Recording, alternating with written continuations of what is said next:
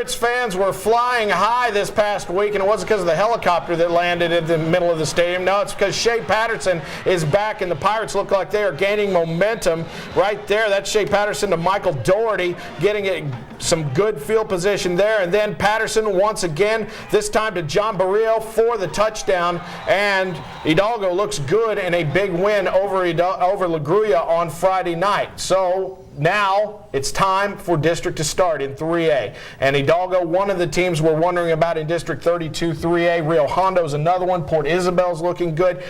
None of these teams are undefeated, Armando. All of them have had different types of the year, when they've looked good, when they've looked bad. What are your thoughts on these 2 3A districts and where we stand right now? Well, 31-3A is wide open, that's for sure. Well, that's established. You know, Raymondville's got 2 wins.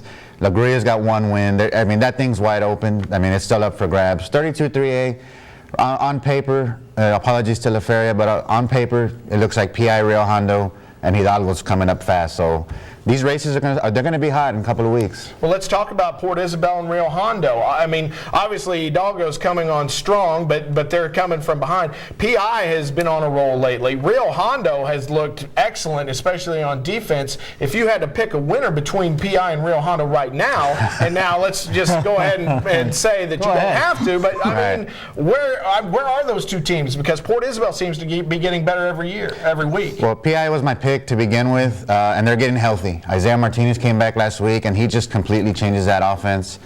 They're healthy, they're running the ball, they're playing good defense. I'd take PI in a close game right now. And if you're talking about quarterbacks in that district, I mean, besides Shea Patterson, besides Isaiah Martinez, it's Wampuga over in Rio Hondo who's getting it done for the Bobcats. Yeah, and he's been putting up big numbers from day one over there. So, yeah, offensively they're good. But to go back to that Port Isabel statement, defense has been healthy all year, and they're getting better and better, and they're proving they can carry a team. Rio Hondo is going to be a tough matchup with that defense. So they're going to be, Pugo may be putting some big numbers up. He's going to have trouble against that defense.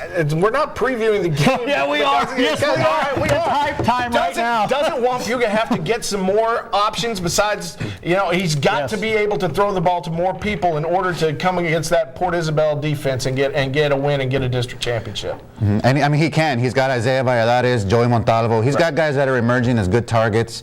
They just need to be a little bit more consistent. Last week, and I give credit to Lyford's defense. Lyford's defense played well, but overall, I mean, it's got to be more than Puga, and I think they can do that. All right. Meanwhile, over in 31-3A, you started talking about that. Let's get into it a little more. La Grulla's got Peña Blanca at quarterback. Scott Arnold for Lyford. The running game at Raymondville is probably the big thing with Valladares there.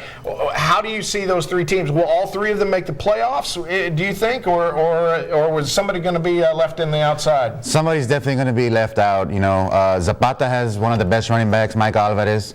And it's just you don't know. You know, everybody's beat everybody. It depends on who gets hot. You know, Raymondville's got arguably the best left tackle in Ralph Rubalcaba. That's a big deal right there. So, I mean, you just don't know. I mean, Lyford's a better team than what they showed Friday night, so that's going to be a great race. Let's talk about 1A right now and what La Villa is able to do. Monte Alto and Santa Maria, yeah, okay, they're 1A teams. They're small. They struggle every now and then. La Villa, on the other hand, is beating 3A teams. They're beating 2A teams.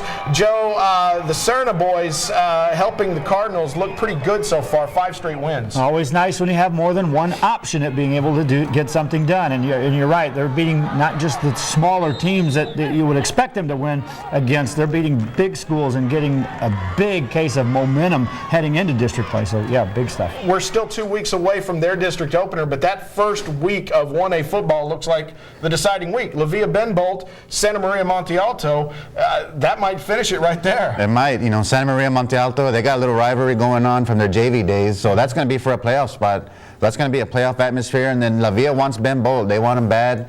Ben Bolt lost last week against Bruni, so that's a good sign for the Cardinals. Yeah, because the Cardinals were able to get that big win, what many people think was an upset win, even though it was 22 points better than Bruni. We are coming right back on Sunday Sports Extra. We're going to talk about last night's game, Hanna and Porter, and we're also going to talk about what the Hanna Eagles and their running back were able to do against that Cowboys defense. Plus, hey, there's been a rash of fights, ejections.